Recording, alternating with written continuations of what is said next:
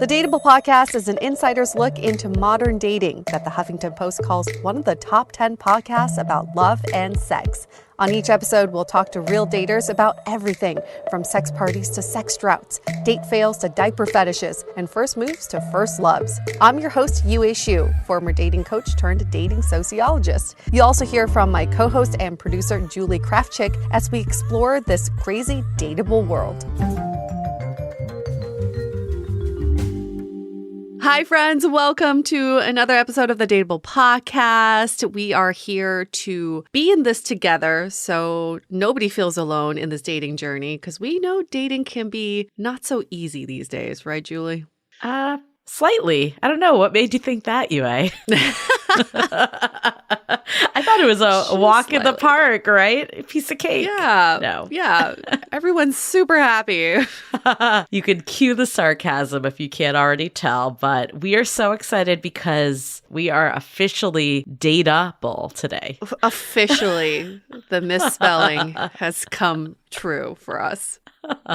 Looking at data, you all love data. We've seen our episodes where we talk about the science of dating, the psychology of dating, the numbers behind dating. You all love this shit, and we do too. So you're going to really love this episode. Yes, and we have a great guest today. His name is Michael Kaye, and he is the head of PR and communications at OKCupid. And OKCupid, in my opinion, is kind of the OG of having data. Like, I think of their blog, or at least publishing data, like probably Match and all the other ones had it, but they weren't as transparent with the data. So when we got the opportunity to speak to Michael, he was more than excited. And that was his thing, was to talk about all the data and all the points. And, you know, what better way at a dating app, because they get to see, you know, like what's showing up in profiles, and they have mass numbers to look at trends. They can see behaviors. They can see trends in profiles. They can see who's matching with whom and what profiles get more matches. He has all that data, but I think more importantly, end of the day, just to put it all in perspective, is I have to say this again. We are so privileged to be where we are in dating. As much as we can complain about dating and the clusterfuck that is the dating industry, we are so lucky to have the choice in who we want to love and be with. I was at a wedding last weekend, and it was a gay wedding. And during their vows, one of the grooms said, I just have to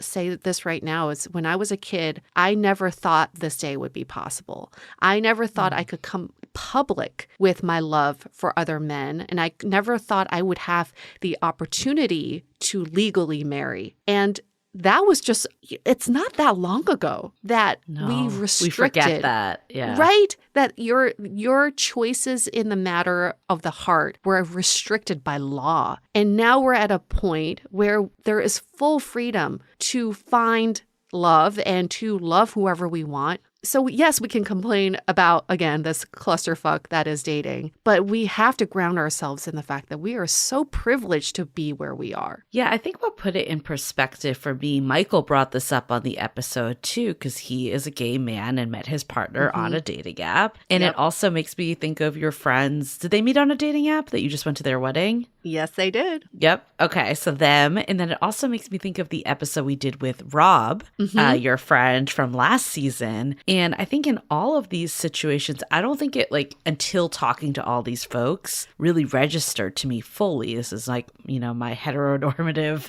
view here is like how difficult it can be to find people like you. And, you know, especially depending on what environment you're in. Like one of my friends, he moved, actually a past guest also, he moved to Montana, and he's like, yeah, there are like no gay people here. But with a dating app, it extends your reach dramatically. And, you know, even if you are straight, like I was thinking about this myself, like before I met my partner on Hinge, like I was at an age that a lot of my friends were coupled off.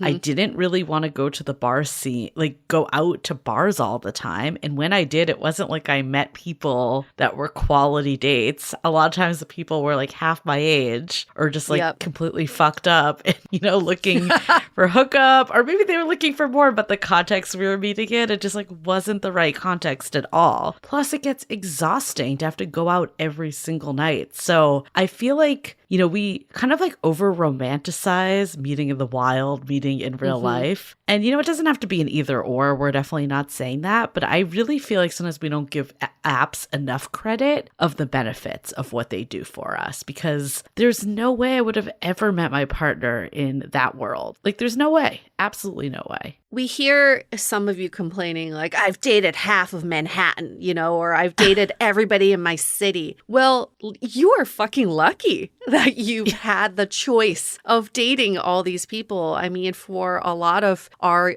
gay audience, they couldn't say that.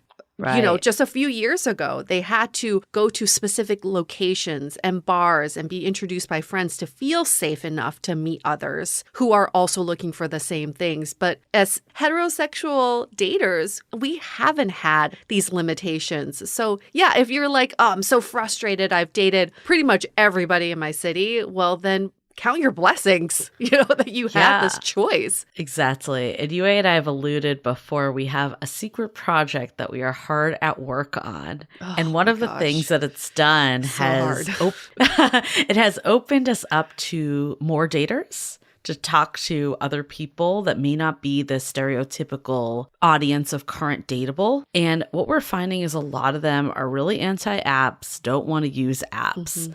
But then they barely go on dates. And that's the downside of it, right? It's like we firmly don't believe dating is a numbers game. We've said that over and over again. But that being said, you still have to meet people. Like if you have one person that you're meeting all year, that's a lot of pressure for that one person. It can't be like you just have no one coming into your orbit. Like I don't think that's what we mean about it's not a numbers game. It's maybe like a rectified statement that it's like it needs to be a little bit of a numbers game to at least get enough people that you can like meet people and see what develops. Yeah, seriously. We can't sit there and passively complain if we're not active in the game. It's so easy to complain passively. That is the default method for everyone, but it is a lot harder to make an effort and to be actively participating. So we just have to check ourselves. We always say this, right? Like if you're complaining about something, check yourself first. We're just asking you to check yourselves first before you wreck yourself. That's how the song goes. Check yourself before you wreck yourself. Need like a scratch. You gotta check yourself. Do we just age ourselves too? I wonder if Gen Zers we even know what that references, but whatever. Look it up. Google will tell you. I saw like a statement of people that were complaining about dating apps, like someone being like, okay, boomer. It's like, that's the reality in today's world. That's where most people meet. It is very baffling to me when people are always like, I don't know what I'd ever say on a dating app. It's like, just go with it. This isn't archaic and weird anymore. And I don't want to minimize it. I know it's hard. And there was a recent New York Times article that came out. You see that one about like how some people have been at it for 5 years plus, and it really sucks your soul. And, if that's the case, like, I don't believe it's the dating apps. I really believe there's something deeper going on. And that doesn't mean it's like there's a problem with you or anything like that. I don't mean that, but it's worth like taking a step back from dating apps and probably dating in general if you're in that headspace and realizing like what is holding you back. And it's typically not the app dynamic. It's all about the headspace of how we feel going into these. And, maybe you do realize that dating apps aren't for you. Like, we're not going to say you have to use dating apps. We're never going to say that, but just realize you are cutting off a big source of meeting people in today's world. It's kind of the car analogy, if you think about it. Dating apps are a vehicle for meeting people, but you still have to drive that vehicle. Yeah. We can't It's not a self-driving car yet. Yeah. If we're hitting things and getting into accidents, it is the driver's fault, not the car's fault. So the car opened up our geographic limitations so we can drive to farther places and explore different parts of our city. But the driver needs to be a good driver in order to navigate that route. And if you get stuck along the way because you keep hitting the curb or you're hitting people's houses, that's on you, right? That's on you, boo. So think about that. Like, we are the drivers of dating apps. Dating apps are there to work for us. And if you feel like it's working against you, you as a driver is doing something to make it work against you. I love the quote, choose your hard, because that really is what it comes down to. Dating apps aren't easy. Like, no one is going to say that they can't be an ego blow. No one is going to say it's fun to sit there and swipe all day. That's hard. It sucks. It's hard. But also going on no dates, not meeting anyone, even just going out to networking events and bars and social functions, that's hard too. That's a lot of energy. So it's, how do you choose what that hard is? Yeah. We did another interview. It's a future episode, but I think this guest said it so well. He said, yes. I've been using dating apps as a way of learning more about myself. Mm-hmm. And he turned it into a personal development exercise. So I think that's just so energizing to see it in that way. And it's like on every swipe and every interaction, what am I observing about myself? And this just creates a much more energetic feeling around the apps versus like having it drain your energy and your soul. Okay, we have been, praising the apps. I will say, though, why haven't they been updated in 10 years? Right. Tinder just hit its 10-year anniversary. 2012, crazy. I was one of the proud first users. But the whole structure of swiping on a face, that has not changed in 10 years. No. And, I am all for dating apps. I think they're a great vehicle to meet people outside of your range. That being said, do I think that the most effective way is to sit there and swipe on faces? Probably not. I think what we're saying is like, let's work with the tools we have. That being said, I would love for someone to innovate in this space because I think it's ripe for innovation because it's not the most natural. It's not the most fun. Like, what if, oh my God, this is my idea and I really want someone to do it and I'm putting it out there because I don't even care if we take credit. I just want someone to do it. Like, what if you were in a coffee shop and you could like set your alert, or a bar, anywhere that you're like open to chat? Or there's some way that you can like see the person, even if it's on the screen, and if it's a mutual match, you're there in person to go like meet them on that minute. And, I think Tinder kind of started with some geolocale, and you could argue that might have been a failure. But what if there's ways to kind of like cross technology, the digital world, with the real world a little more? I feel like there's a lot of opportunity there. Yeah, there was an app a long time ago, Julie. I remember it would basically alert you of all the people on the app near Happen, you. Was that it? Or was it Happen? I feel like there was something even before that, and you kind of like have to scroll through. But what backfired was that people. I lived in New York at the time, so there's 50 people at any given moment that are right next to me. And what happened was, it's like you feel like it's an invasion of privacy because you are going to keep running into these people because they are your neighbors. They live on top of you. So that was kind of the pushback. But I'm so on board with you saying daters are thirsty for something new. There is pushback because some of us are just a little bit afraid to try that something new. There was another app I heard about called Swarm. Have you heard about this one? Where your photo's pixelated, and the more you chat, the less pixelated your photos get. So it's less on the visuals. Cool. Yeah. It's cool, but it takes a certain personality to say, I'm ready for something new to try. It's like beta testers, right? Not every dater is a beta tester. They want to go to what's tried and true. So maybe that's what it is. We just have to have this group of beta testers, maybe within the Dateable group, and just go out there and be brave and try these new apps that are coming out. The more we're talking about it, I feel like there were others too that just they basically shut down because they didn't have a user base. There was that one where your friends would swipe for you. I forget what it was called. But yeah, you're right. There have been some innovations there. I still think there could be something hybrid real world. I think that would be the ideal. Like, I think the ones you were saying, like, it's still too far of a fetch to be like, I'm on the same street, I'm just going to start talking. I feel like you need to be in the same environment. 500 brunches, I feel like was a great idea. It was horrible to run. And,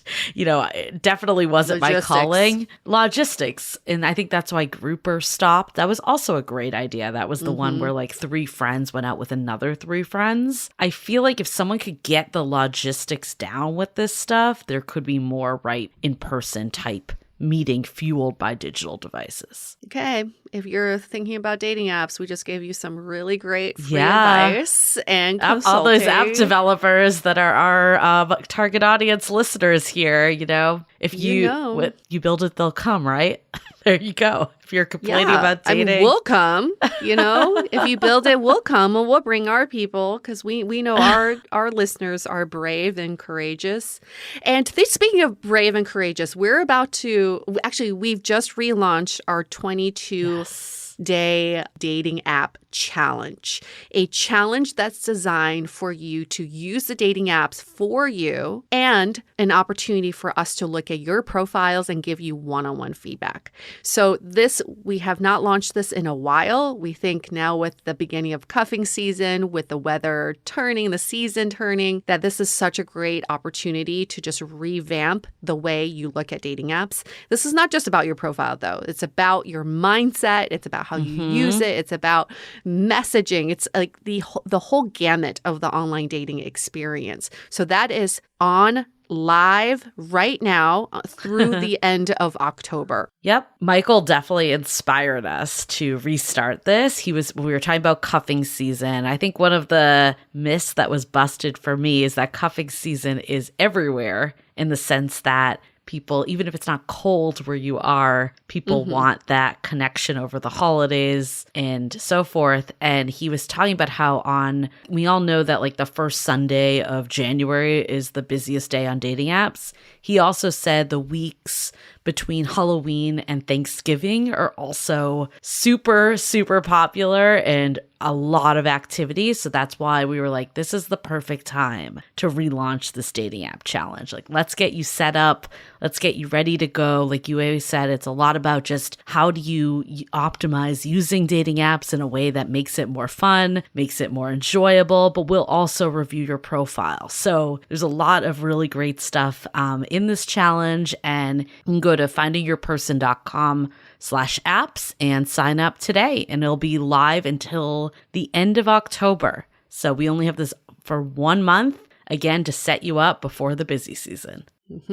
Setting you up for success. There we go. Well, I feel like that is enough for announcements this week. It's a big one, and hopefully people could take advantage of this again, because we got a lot of really great feedback last time, how people were able to, change their mindset, change their mentality, and it really helped them out. So we did announcements. Let's take a minute to hear from some of our sponsors.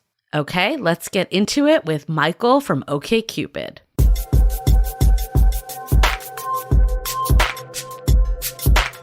So many times when we have these conversations about people's experience with online dating, it's all from a person's perspective, their own experience. But what is actually happening on the dating apps, and what are some stats to support people's experiences? I think that will help shed some light on what is happening and why it's happening. So we're so honored to have Michael Kaye from OKCupid joining us today. He is the head of communications for the dating app. He's 30 years old, lives in New York, and he's in a monogamous relationship. Welcome to Dateable. Thank you so much for having me. And I'm in that unique space where I work at a dating app. I get to help find people love around the world, but I'm also a former dating app user. So I'm a success story also. That's what I was going to ask you. Did you meet your partner from OKCupid or another dating app? So I met my partner on Tinder shortly after I graduated college, and I was still in the closet. So for me as a gay man,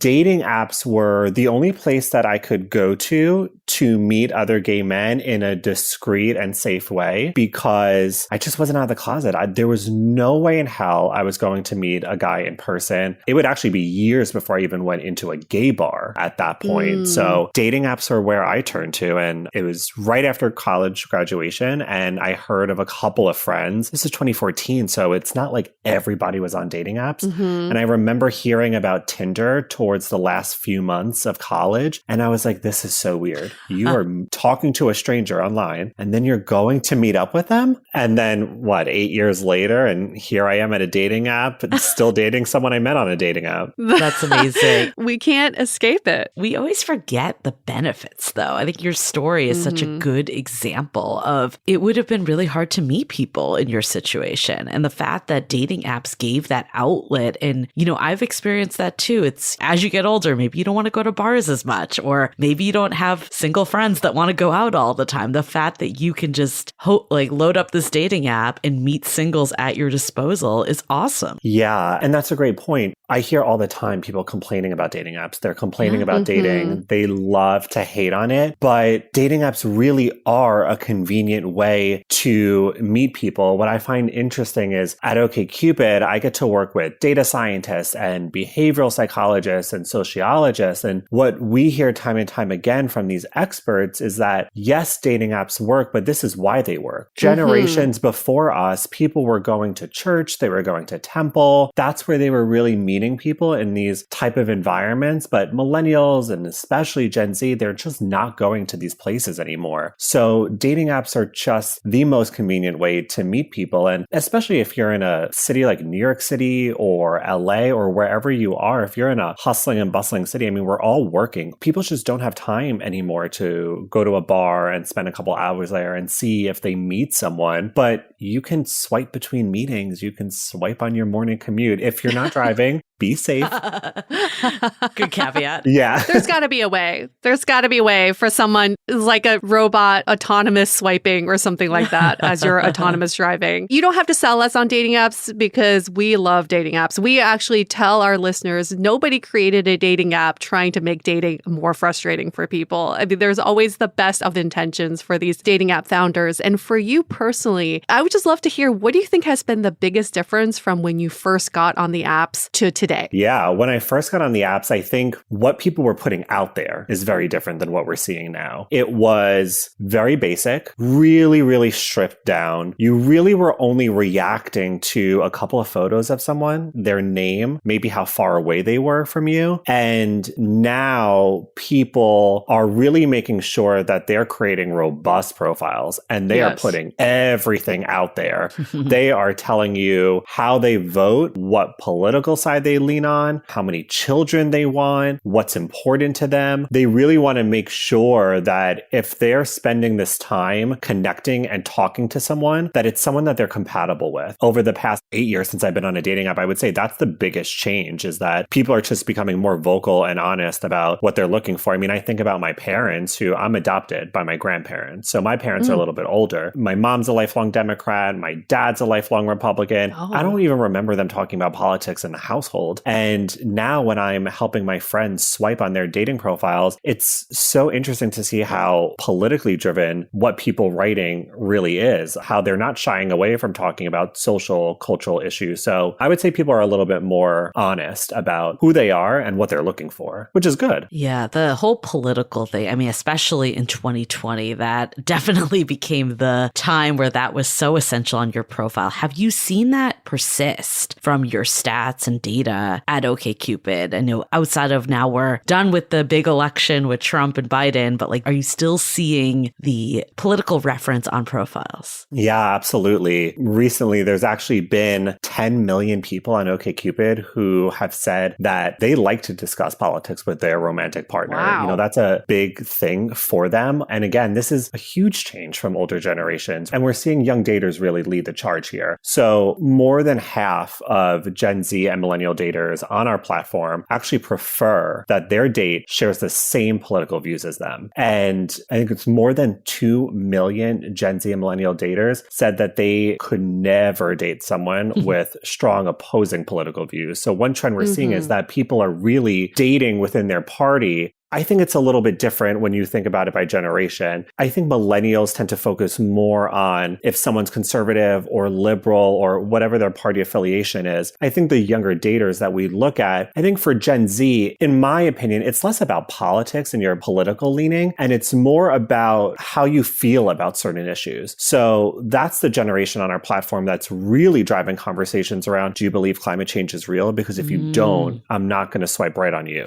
Or were you you during the pandemic marching in the streets for Black Lives Matter? Were you donating to these organizations? I think they're more issues driven, where maybe some of the a little bit older daters were more focused on, I'm conservative, I want to date someone who's conservative, and I'm liberal and I want to date someone who's liberal. I think it's more issues based now. Interesting. I'm very curious about that because I think about how we've come full circle with dating apps. When online dating first started, I remember my first Match.com profile. I spent like 5 hours on that thing because I wanted it to be robust. I wanted to find the man of my dreams at age 22. You know, I don't know what I was thinking, but I spent a lot of time on it. And the messages that were sent were novels, pages and pages long. And then when Tinder was introduced, we went into the short profiles, the quick thinking, the vanity swipes. And now I think we're back again to more robust profiles, people spending more time to look at people's profiles. With these political issues aside, what else do you think is driving daters back to spending more time and being more intentional when it comes to online dating? I think especially with the younger daters, we're dealing with the most progressive generations in history. I think that's really the why behind it. This is why it's so important to them and probably why we're starting to see a shift towards, again, more robust profiles. And on OKCupid, that's sort of how our app is really designed. We have tons of prompts for people to fill out. We require our daters to answer 15 matching questions before we even show you to someone else. So I think the people that we're seeing on OKCupid, this just makes sense for them. This comes naturally to them to maybe then compared to maybe someone on other dating profiles. But even to your point, you mentioned Tinder and how that was a little bit more stripped down. But even on that platform now, we're seeing pro-choice. They're seeing their users lean into these issues as well. So when I think of OKCupid, I always think of the infamous study in 2014. Yes. That was looking at race data on dating apps and on OKCupid specifically. And we've referenced this. We've had guests reference this for years now of, you know, how it basically showed that Black women and Asian men were kind of the least quote unquote desirable in terms of having matches on dating apps. Do you still study race and gender on OKCupid's data set? And like, how has that changed over time? Or are you still seeing similar trends? I'm actually so happy you brought this up. When I first joined OKCupid, I looked at this study and I was so disheartened. You know, it was deeply upsetting. And I looked at the data and then I looked at the date and it was almost a decade ago. Yeah. So I tried to take a step back and put myself in the mindset. I mean, there are times now where I'll rewatch shows like Friends and I hear the character say something. I'm like, oh my God, I watched this as a kid. Totally inappropriate. And thought it was okay. Yeah. Didn't think twice about it. So I think we've evolved so much as a society. And when that data is referenced by anyone, I would encourage them to take a moment and realize that this is from almost 10 years ago. So put yourself in that mindset. Over the pandemic, we've actually seen a complete switch in our users that people right now on OKCupid are more open to dating outside their race, but also outside their religion more than ever before. And they're no longer connecting based on shared similarities when it comes to maybe religion or ethnicity or race. Again, it ties back to those issues that we talked about. That's what's more important to people. You know, we often say that tall, dark, and handsome is not the go-to anymore for people. It's, do you support Black Lives Matter? Are you voting in your local election? Is climate change, like, do you believe climate change is real?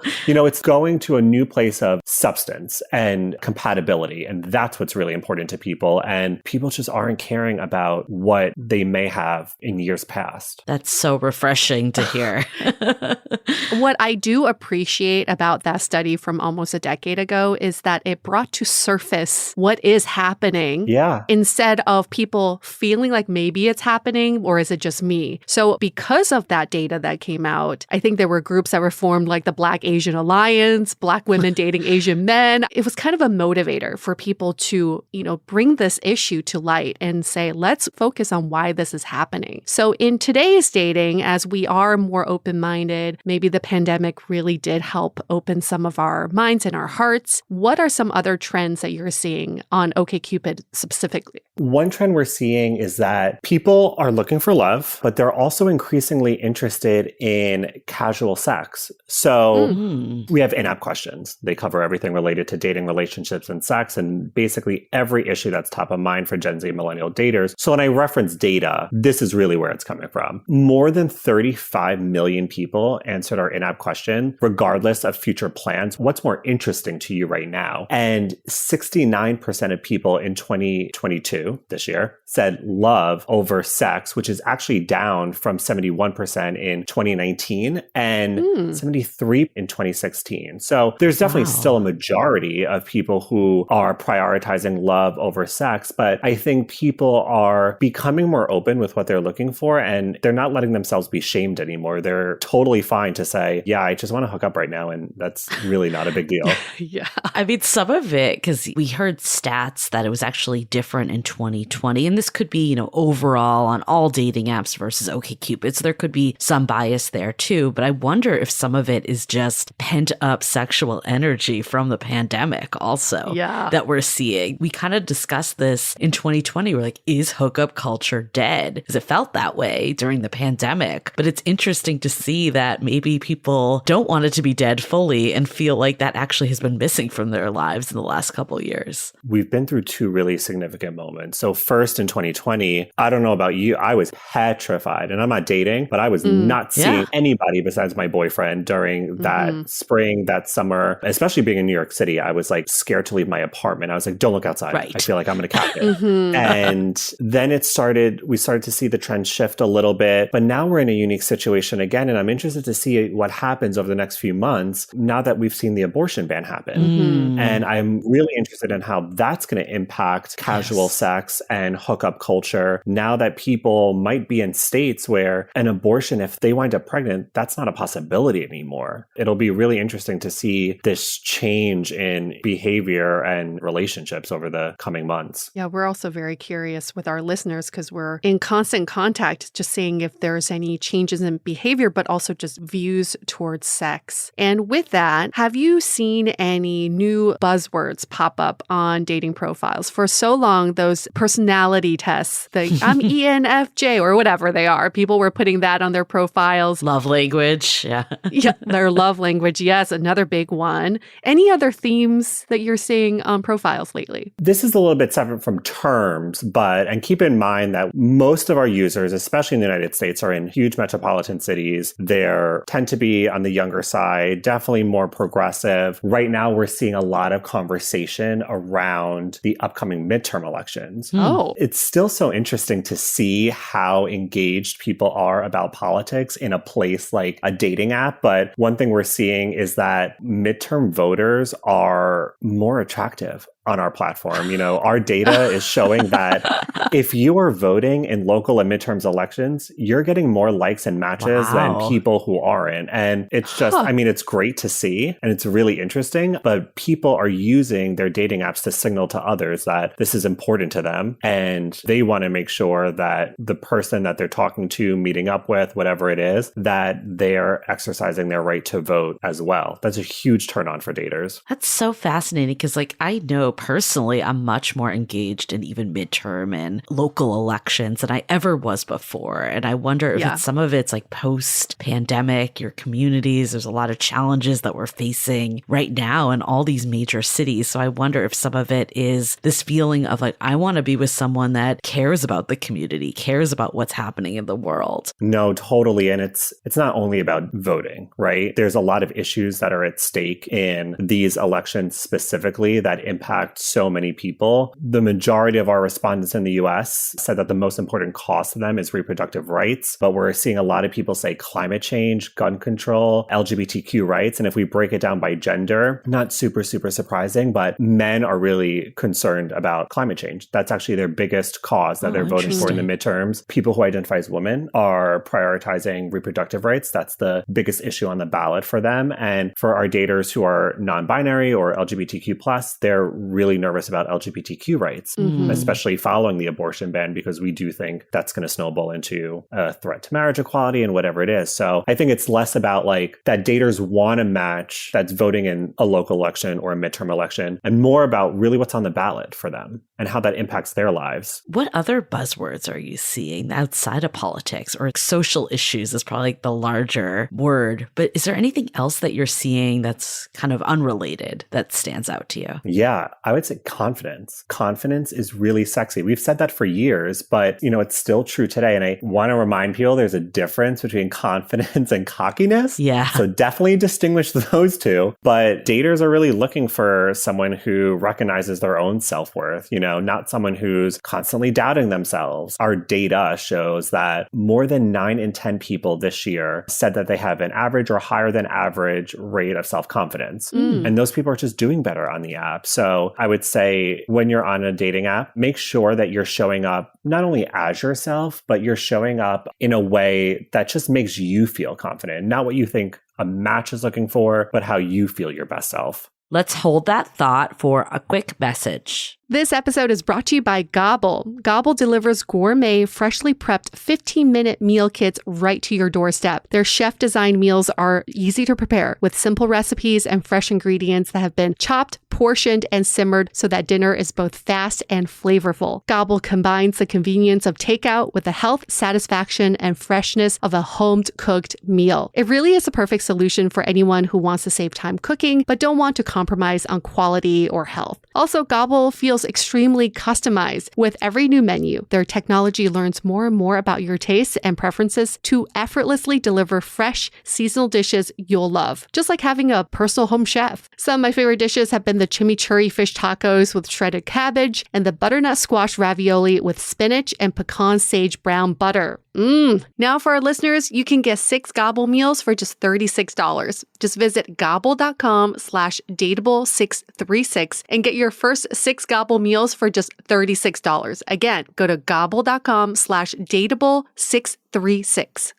Have you ever thought about how much better dating would be if you had a whole army of people supporting you along the way? We know that dating can be frustrating and lonely, but it can also feel fulfilling and fun. Have you recently decided you want to make some changes to your love life? Maybe you've recently re-entered the dating scene. Maybe you've gone on one too many dates that went nowhere. Or maybe you're just ready to take your current relationship to the next level. That is exactly why we created the Sounding Board, a true extension of our podcast that delivers a personalized experience, which includes monthly office hours where you can drop in and chat with us about anything, weekly sound-offs with guided discussions, and regular virtual happy hours. Allow Julie and I to become your dating Sherpas to provide real-time guidance and wisdom in a more intimate way so we can all navigate dating and relationships together. Join the Sounding Board today by going to dateablepodcast.com/sounding board. Again, that's dateablepodcast.com/sounding board. In your opinion, what are some ways people can show confidence in their profile without explicitly saying, I am confident? No, that's a great question. I would say the first place to do that is your photos. I mentioned that I'm always looking at different profiles. I'm doing it for my job. I'm helping friends. And when I see a profile where someone is wearing sunglasses or they're in a group photo, and there's a lot of group photos in the album, it tells me that they're hiding behind something. They're shying away a little bit, whether it's the sunglasses that are hiding their face, or they might not feel confident in their appearance. And that's why the group photos make them feel more comfortable because they're hiding behind some of their friends or their family. I would say photos are a great way to showcase confidence. And that does not mean that you have to wear something that society tells you is overtly sexual. That's not it at all, but highlight who you are. That's what people are there to see. They're not there to see your friends or your family. They'll meet them at some point if everything goes well, but show yourself off, and show yourself off in a way that makes you feel really great about yourself. I love athleisure. I love sweatpants.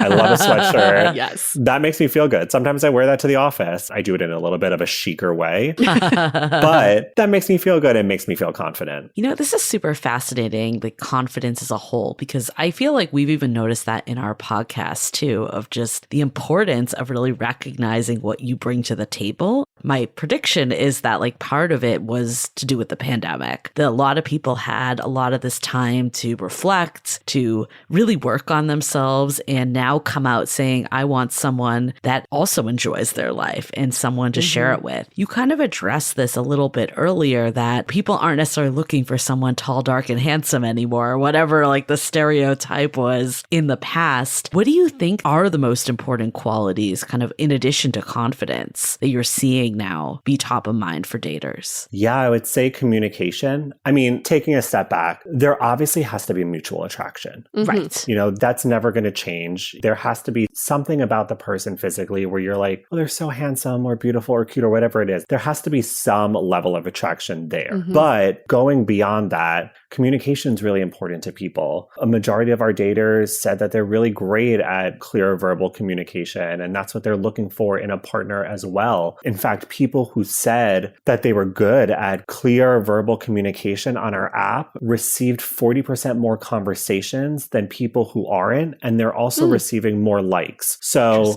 communication, top of mind. And I don't think there's a universal way to communicate. My boyfriend and I have very different communication styles, but we've learned to meet in the middle and sort of create a style that works for both of us. I think the best example is when we're mad. My boyfriend, when he gets mad, he wants to talk about it and address it right away. For me, I replay arguments from my parents, and my dad would just get so mad and he'd just blow up and he would just say things that he regretted. Then he'd be over it really quickly. And my mom would be like, wait a minute, I'm not over it. That was kind of shitty of you. So for me, I'm really mindful about everything I say. I never want to say something that I'm going to regret, because people never forget the words you say to them. So if we're in an argument or if something bothers me, I need a moment. I have to go to another room. I got to sit in silence. I got to go for a run. Sometimes it'll take me 2 minutes to be able to chat about it. Sometimes it'll take me 20. Sometimes it might be the next day at most. But that's my communication style, because I'm mindful that I don't want to say something that I really don't actually mean. But we've, over the years, found a way to say, okay, we're going to talk about it. Here's a timeline of when we're going to talk about it. He knows me now. So he'll say, I know you need a moment and you don't want to talk about it right now. Go into the other room, but we're going to chat about it soon. But that works for us because we've meshed our communication styles together. Communication is so big, but it's also very difficult to get to know someone's communication style when you're just meeting them through an app or online dating. And what we often hear is people say, well, I matched with someone and we started talking and then the conversation died. The communication just dies off. Do you see this happening on OKCupid? I'm sure you do. And then what can people do to stop this from happening so that communication can start continuing? Yeah, absolutely. I mean, we definitely see it. And it happened with me and my partner. And I'm always going to bring real life examples into the conversation because I think that's what resonates with people. At least I see from my own circle, people only talk about the good parts of relationships. They never talk about the challenging parts. And it makes a lot of us feel isolated in any issues that we're battling. So that's why I like to talk about these things now. But when we first started dating, I felt like I was constantly texting and I was like, oh, I need a little bit more from you. Why aren't you answering right away? I brought it up. I was like, hey, I feel like I want to chat more than you want to chat. And sometimes I don't know if it's like pulling teeth or if I'm doing something wrong. And he was like, oh, I'm just not a big texter. I didn't realize that you felt that way. And we were young. He was in college. He was a senior and he was interning and had jobs. And I was still waiting to start my career and constantly interviewing. And so I had more free time. So for me, it felt like I was constantly being ignored. But as soon as I brought it up, he was like, oh, I'm sorry. And it changed like that because we had a conversation about it. And I said what was bothering me. He explained his side of it. And we moved forward from there. I totally agree that it's hard to tell necessarily on an app outside of how much someone talks, like in chats. Like you're not going to get into major conflicts usually, or if you are at that stage, probably not a good sign. That usually comes later on in a relationship that you just wouldn't know at that stage. But I do see like even, on our podcast, communication comes up all the time. And the fact that like people are even open and saying that's important to them is really important. And then like, I think therapy is another one. And this is probably like a matter of our generation. In past generations, therapy would be seen as, a weakness and communication wasn't necessarily a priority. Like, do you see that as a trend that people are talking about therapy and finding that attractive? Yeah, people have been talking about mental health more and more, especially over the last couple of years on our app. And they're really looking for someone who is open to going to therapy. And people who are going to therapy they're also performing better on the platform. In fact, a majority of our daters, it was 99% 80% of almost 1.5 million people on OKCupid said that mental health is just as important as physical health. This is really top of mind for people. And I would say the pandemic really accelerated this trend for sure. What about relationship structure? Monogamy, non-monogamy? What is the trend with that? People are more open to having open relationships. So while monogamy is definitely not dead, we're seeing that there's more and more willingness to be part of an open relationship. And I think this kind of just goes back to people being more open with what they're interested in. You know, we've seen a ton more non-binary, transgender, bisexual users coming to the app. That's not because there is some spike, there's something in the water and we're having more non-binary people now. It's because people are more open to talking about these issues. Right.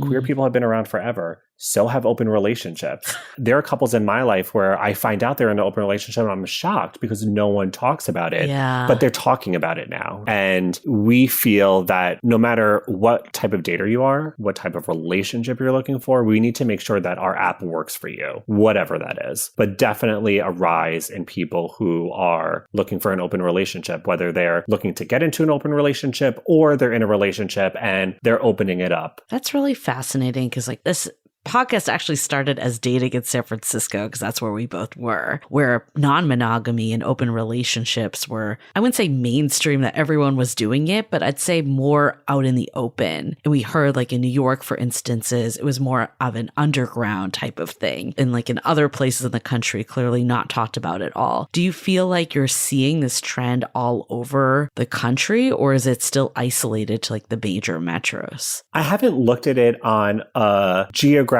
level in terms of like what cities or what states this is happening the most in. But overall, last year, users on our app that were seeking non-monogamous relationships increased 7%. And we actually saw mentions of terms like non-monogamy and throuple in users' profiles. So this is what people are actually writing into those prompts that we offer. Those went up over 20%. Wow. We've only seen that trend really continue throughout this year as well. Do you see any generational differences? Now that Gen Xers are old enough to, I guess, date and get on dating apps, are they dating differently than millennials? There's a lot of similarities between Gen Z and millennials, more than we would really think. I think the biggest changes are what we see between Gen X and millennials, and definitely between Gen X and Gen Z. And I was actually at an event recently where they talked about this, and I thought this was so interesting. I think millennials and Gen Z are so similar, but they frame things and they talk about things in very different ways. So we're often talking about how Gen Z is the most progressive generation we're seeing. They are prioritizing racial justice, and that's new. That's buzzworthy. But millennials and Gen X also did, but they called it civil rights. So we have these like different phrases and terms. And yes, as we get younger and younger, or as we look at younger and younger generations, they're getting more and more progressive, but they are prioritizing the same type of things in terms of the issues they care about or the relationships that they're looking for. I mean, there's definitely differences in percentages and how many people are looking for what or care about X, Y, Z, but there's more similarities than we think. I think it's interesting too, because millennials kind of straddle the two. They straddle the new way of thinking and the old way of thinking, more traditional. One of the things that, you know, we see even with our listenership and community is that despite feminism and realizing that women should just make the move, like if they see someone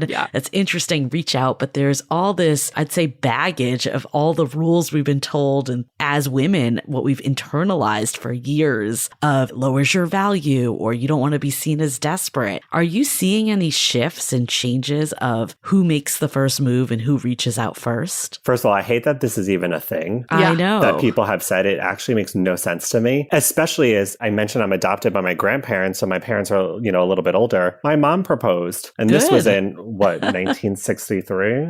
Wow. And I was like, wait, you proposed? And she was like, yes. I wanted to get married and I asked him. And I was like, that's such a boss move of you. So But over the last couple of years, we've actually seen women start to send the first message more than we've ever seen in our almost 20-year history. Wow. What's more interesting is that when a woman sends the first message on OKCupid, that those conversations last longer than the ones where someone who identifies as a man starts the conversation. So I would encourage anybody who identifies as a woman, go out and make the first move. You don't have to wait for someone to message you. If you're interested, go for it, because you have no idea if the person on the other side who's like really nervous and they're waiting for you to make the first move. It does not matter. And chances are you're going to have a better, longer conversation because of it.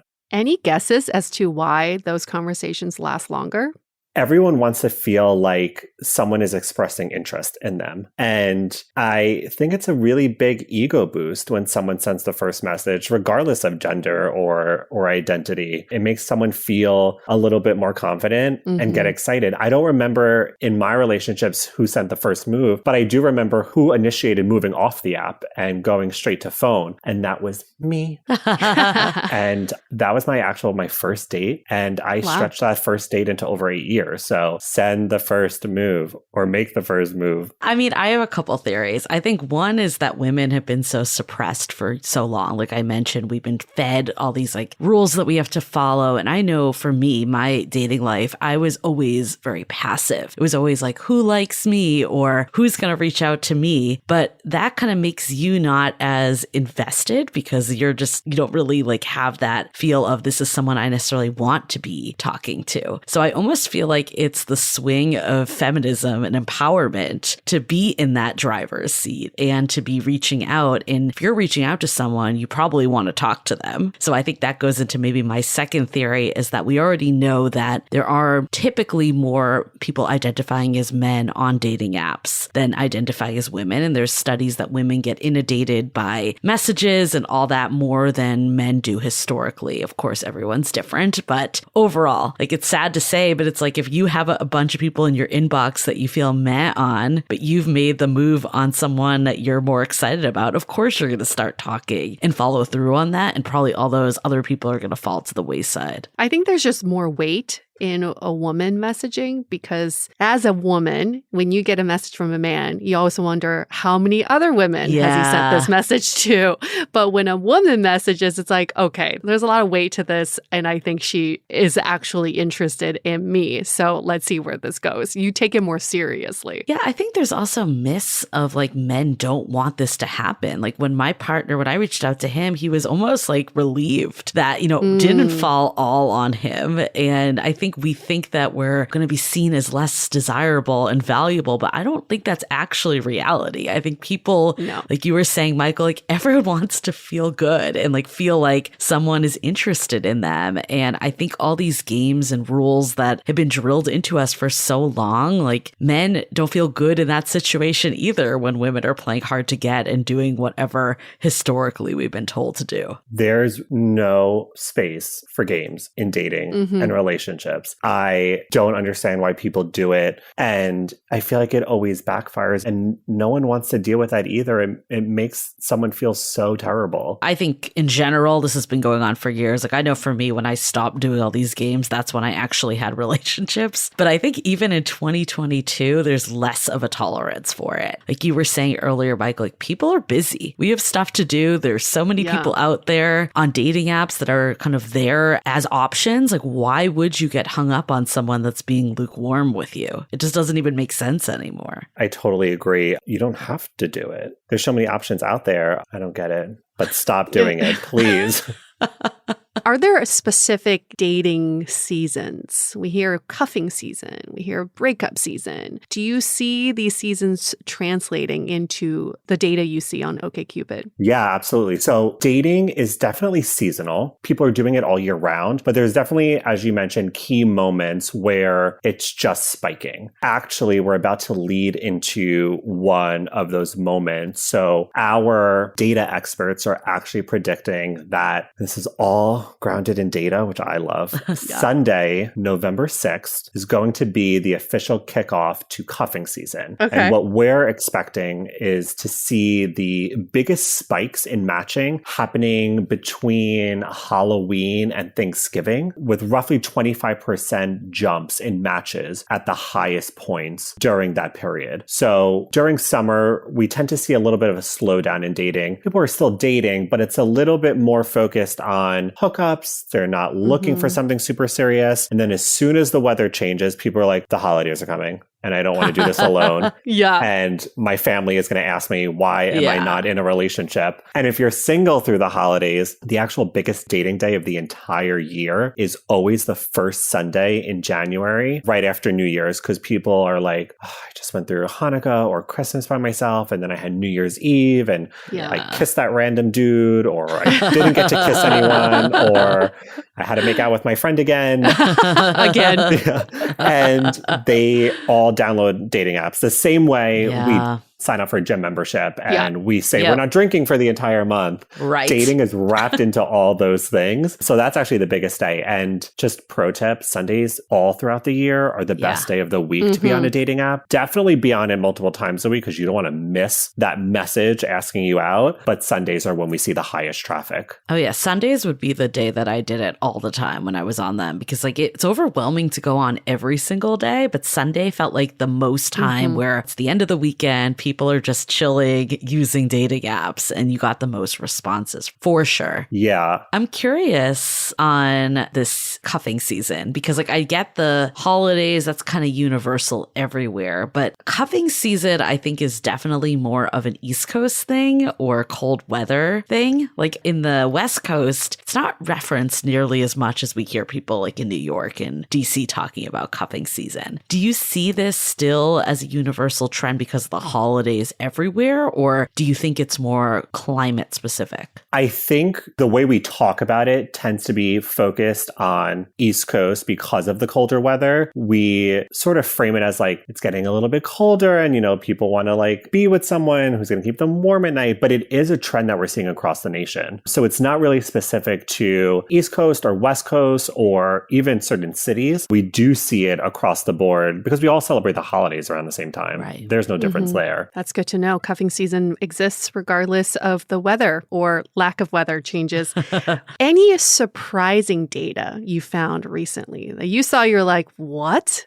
I would say we kind of alluded to this a little bit earlier. And I don't know about you, but I feel like I have a lot of friends or coworkers who are a little bit more conservative, not in the political sense. But one thing we're seeing is that people are becoming more open about how kinky they are. Oh. That's not something that people are shying away from. They're talking about it on a dating app. And they're doing this through the questions that we offer. So this isn't someone being super creepy in their messages to other daters, but daters are showing us through responding to our questions that, you know, 97% of them want to have sex every day or every other day or at least once or twice a week when they meet someone, when they start a relationship with them. 90% of our daters like sex toys, and 8 in 10 singles really enjoy using a sex toy with a partner. And this isn't small groups that care about these things. Over 4 million people on our app in the US alone believe things like foreplay is necessary for good sex. And I just love that this is the number for it. But 69% actually like foreplay more than sex.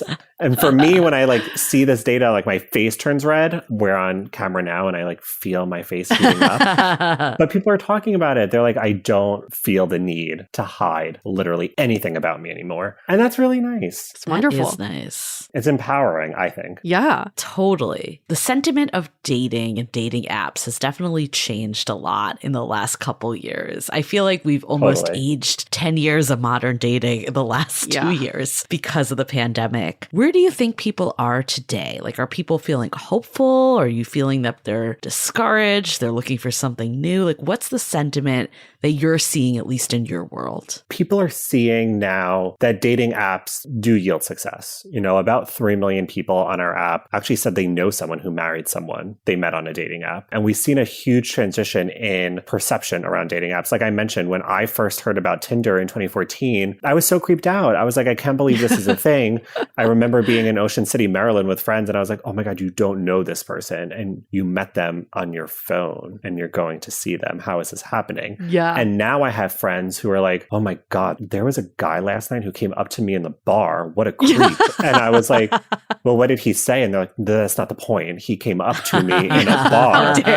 So it's, that's so different and it's so new. But I think we're just seeing that like more and more people are flocking to the apps because of its convenience, because they see it's working. If they're LGBTQ+, my community have been early adopters to dating apps and they're only continuing to do so. So people are just finding success on it. And sex. And sex. Success, sex, and sex toys. In the interest of time, I know our listeners are dying to know your tips for how to make dating apps work for them. I guess specifically how to make OKCupid work in their favor. First, I would say when you're making your profile, ask your friends for help. We're always asking our friends about an Instagram caption or a TikTok video before we post it. I ask my coworkers about my resume and my LinkedIn. So why wouldn't you ask for support with your, dating app profile? You don't have to do this by yourself. Mm-hmm. And your friends, your family, they really know you best. So definitely ask them for help. Another thing is be positive with everything you're writing in your profile prompts. Yes. I'm looking at profiles literally every single day. And I have to admit, the biggest turnoff is when I see swipe left if blank.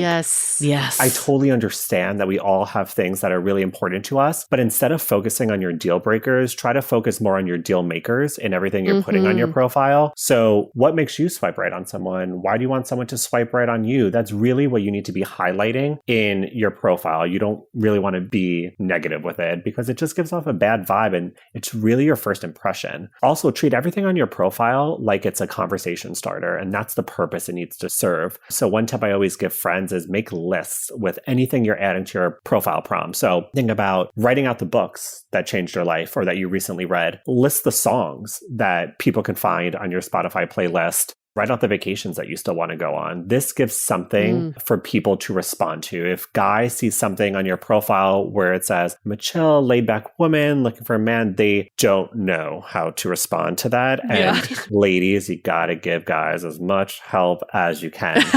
So everything you're putting in there, make sure it's something that people can react to. And that also goes to the photos. Like I see profiles that have like the same type of selfies over and over again. Yep. You want to throw one in, fine, by all means do it. But upload photos of things you love doing. Upload a photo of you at a Taylor Swift concert or a selfie on a run, because that is going to show me and give me something to respond to. I'll ask you your favorite Taylor Swift album. I'll ask you if you've ever run a half marathon or a marathon, or if you've ever traveled to run. It's a conversation starter. It's easier for me to spark up a conversation that doesn't begin with just hi or hey, because we know historically that tends to be ignored at a high rate. An insider tip from someone who works at a dating app, don't create your profile and forget it. If you add something new to your profile every 2 to 3 weeks, and that does not mean you have to start from scratch, just add a new photo or change a prompt. It actually tricks the algorithm. And the app, no matter what app you're on, this is not just an OkCupid tip, this is any dating app, it gets confused and it thinks you're a new user. It'll start showing you to more and more new people all over again. Well, at least shows you're active too, Right. Totally. I mean, there is some profiles that I read where it's like, just started this brand new show. And I'm like, that show has been out for 5 years. Right. And as a dating app, you don't want to be showing inactive people to people either. So I think it helps the dating app too. 100%. We put so much work into curating an Instagram feed, our LinkedIn profile, what we post on Twitter. You have to treat your dating app with the same level of care. So just minor changes every couple of weeks is really helpful. And then the last thing, this is more for people, less of a tip for your profile, but think about that checklist you have. We all have a checklist. I don't care if you say you don't, you do. And that's the checklist of who your ideal partner is. And it's so important that you know when you're dating, what type of person you're looking for, what type of relationship.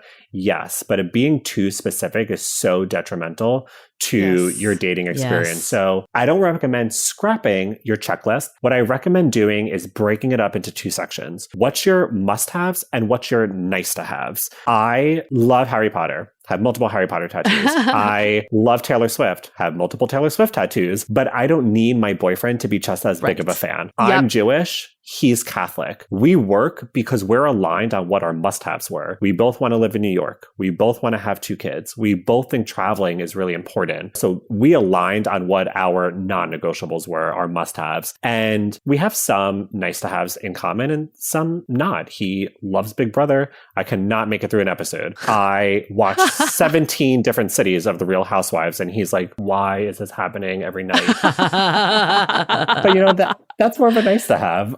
I love that. Well, this has been so great. I mean, I have so many takeaways from this conversation. I think first and foremost, I love how open people are becoming on dating apps and how authentically themselves they're showing, and the swing from not having much on your profile to putting it out there and not being afraid to turn off the wrong people is so essential for dating, whether you're on apps or whatever. Like, we can't market to everyone because then you end up appealing to no one. So totally. I love this whole unapologetically myself. I'm going to own who I am and I'm going to show the confidence in my dating profile. So I think that's my biggest takeaway. My other one is that, you know, we have to remember how beneficial dating apps are to helping us connect. Yeah. All of the tips you were giving too, and what we were talking about earlier, all of this is just meant as a starting point to put you in front of people that you can connect with and to fuel conversations. Like, we can't expect dating apps to do all the work for us, but remembering the fact that we can get a glimpse into someone's life, we can get a glimpse into their values, but it's up to us to form that connection and to continue getting to know them as a person, not just a profile. Well said. I think my biggest takeaway, in addition to Julie's takeaways, would be you have to give the dating apps the same energy that you want back. So if you're getting on OKCupid or turning on an app and you're just like, oh, not this again, or let's see what losers I'm going to find today. Well, guess what? I think the algorithm will magically deliver those losers that you're looking for.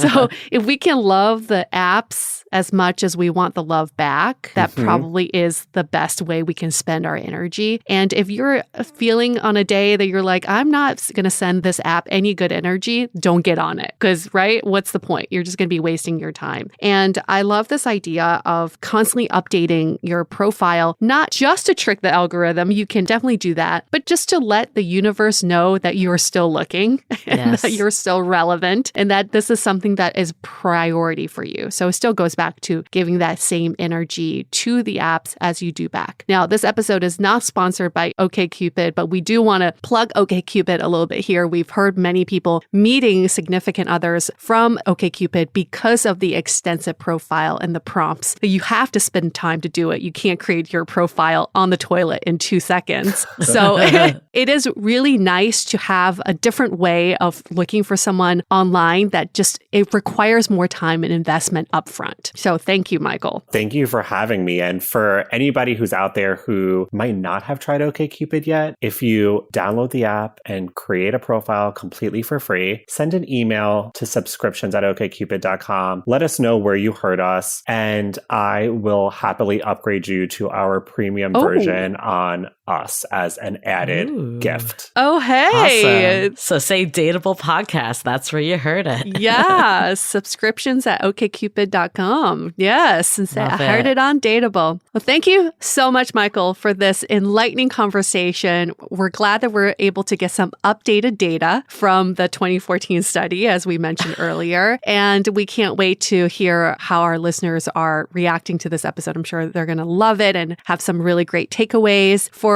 all of our listeners, thank you all so much for coming along for this ride. And if you can give us a nice rating and review in Apple Podcasts, we highly appreciate it. It's like we send you the love and you send it back. You know, it's just like love is what makes the world go around. And on that note, we're going to wrap up this episode.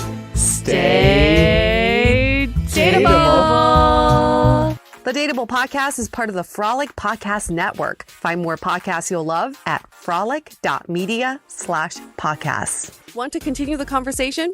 First, follow us on Instagram, Facebook, and Twitter with the handle @DateablePodcast.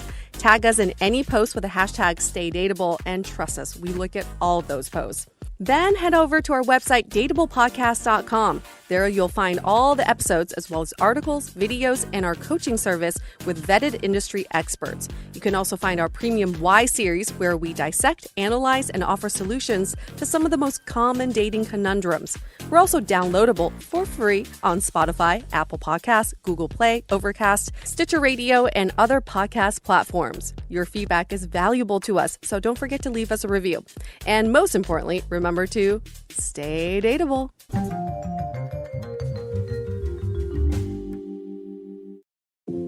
Tired of long waits and rushed care at the ER and urgent care clinic?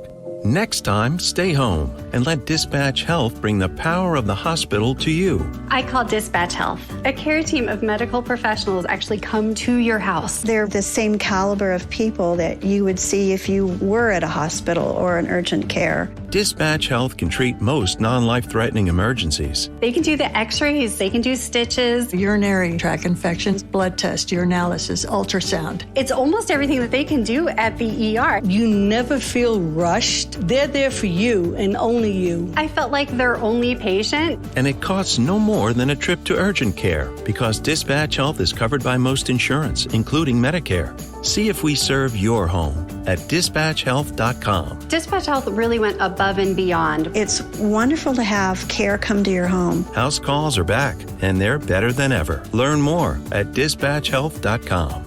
Tired of guessing your glucose levels all the time? How about a better way to manage your diabetes? Introducing the Eversense E3 CGM system, the only 6-month continuous glucose monitoring system. With real-time glucose readings every 5 minutes delivered to your mobile device and exceptional accuracy over 6 months, Eversense E3 gives you readings you can count on. For important safety information and to learn more about Eversense, visit eversensediabetes.com/safety. Accuracy evaluated in adult populations with 2 calibrations per day or less.